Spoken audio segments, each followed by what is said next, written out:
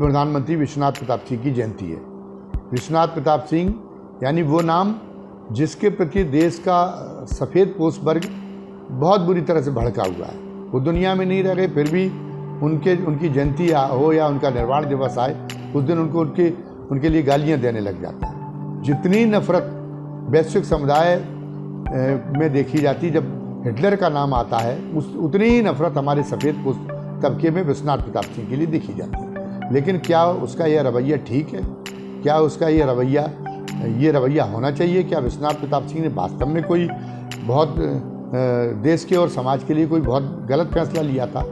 इसकी जब हम पड़ताल में गुजरते हैं तो हम ये पाते हैं कि विश्वनाथ प्रताप सिंह ने मंडल आयोग की रिपोर्ट लागू करके कोई नया काम नहीं किया था। जहाँ तक आरक्षण का सवाल है, आरक्षण तो देश को आज़ादी मिलने के तत्काल बाद ही SC/ST के लिए आरक्षण लागू हो गया था। तो आरक्षण अगर इतना भड़कने का कारण होता जनरल कास्ट के लिए, तो तब तो जनरल कास्ट इतना भड़का नहीं था, तब तो लोग सड़कों पे उतरे नहीं थे, तब तो उस समय को जो नेता जो सरकार में थे उनके प्रति समर्थन घटा नहीं था, बल्कि वो तो जनता के लोगों के हीरो थे। उसके बाद में जहाँ तक पिछड़ों के आरक्षण की सवाल है, तो राज्य की नौकरियाँ केंद्र की नौकरियों से ज़्यादा होती, और मंडल आयोग की रिपोर्ट का जहाँ तक ताल्लुक है वो तो केंद्र की नौकरियों के लिए है। तो राज्य की नौकरियों में उसके पहले ही 1988 में नारायण तिवारी पिछड़ों के लिए आरक्षण घोषित कर चुके थे। तो उनके नारायण तिवारी के खिलाफ भी कोई ऐसा उद्वेलन पैदा नहीं हुआ, उनके खिलाफ भी समाज के सफ़ेद पोष वर्ग में कोई बगावत, कोई घृणा कोई नहीं देखी गई। और उसके पहले नारायण तिवारी के भी बहुत पहले 1984 में एक राजनीतिक पांसे के तौर पे अर्जुन सिंह उस समय मुख्यमंत्री थे मध्य प्रदेश के, और उन्होंने पिछड़ों के लिए अपनी राज्य की नौकरियों में 27% आरक्षण घोषित कर दिया था। यद्यपि उस समय इस बात को लेकर बवाल हुआ था, लेकिन उस बवाल से कोई राजनीतिक क्षति अर्जुन सिंह को नहीं हुई थी, बल्कि उनको मध्य प्रदेश के इतिहास में भूतो न भविष्य तो बहुमत मिला था। तो उनको जो है, और निश्चित रूप से इसकी वजह ये थी कि उनको जनरल कास्ट का एक अच्छा खासा समर्थन मिला था। तो अगर पिछड़ों की आरक्षण देने का मामला इतना ही अन्यायपूर्ण था, कि अगर वो देश के बंटवारे का काम था, तो नारायण तिवारी और उनकी अर्जुन सिंह की भी वही गत होनी चाहिए थी, लेकिन उनकी तो गत हुई नहीं। तो फिर आखिर विश्वनाथ प्रताप सिंह के साथ में ये सलूक क्यों हुआ? ये एक नैरेटिव का खेल है, और नैरेटिव का खेल इतना ज़बरदस्त है कि विश्वनाथ प्रताप सिंह के सजाती तक इसमें फंसे। वो सजाती जिनका केंद्रीय सेवाओं में प्रतिनिधित्व 2.5 से 3% था। मंडल आयोग की रिपोर्ट लागू हो जाने के बाद में भी जनरल कास्ट के लिए, जनरल कास्ट के प्रतिभाशाली के लिए 52% तक का मैदान सरकारी नौकरियों में खुला पड़ा था। तो कहीं से कोई हानि तो उनको नहीं हो नहीं रही थी।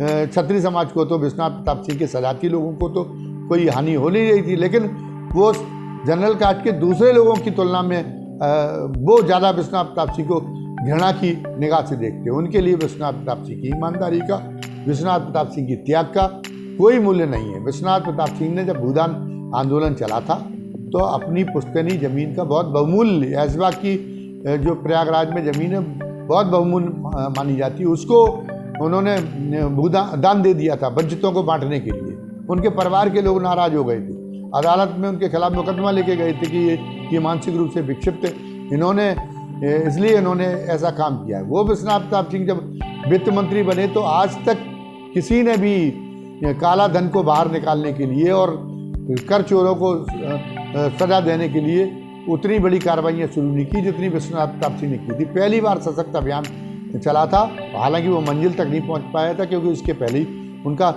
विभाग बदलवा दिया गया था। उन्होंने दूसरी बार प्रधानमंत्री बनने का मौका आया।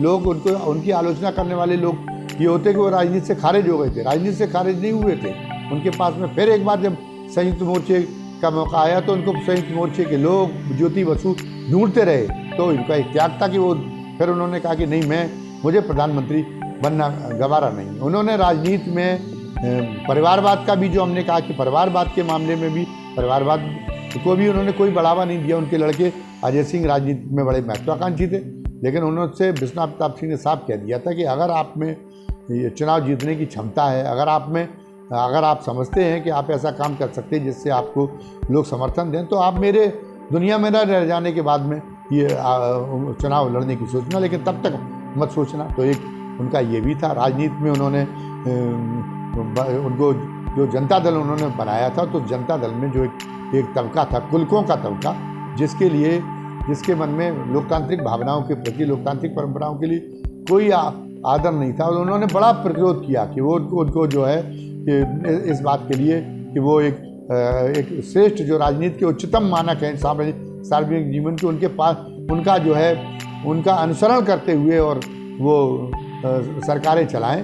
लेकिन दुर्भाग्य था कि वो लोग उन लोगों ने साथ नहीं दिया, वो उनके विरोधी बन गए। तो कहने का मतलब है ये है कि ईमानदारी, शुचिता और मूल्यों के लिए उन्होंने जो त्याग किया, उस त्याग से उन लोगों के हितों को नुकसान हुआ। वो लोग बुरा मान गए थे जिनका जो ये नहीं चाहते कि लोकतांत्रिक राजनीति जनोन्मुखी हो, क्योंकि वो नाजायज ढंग से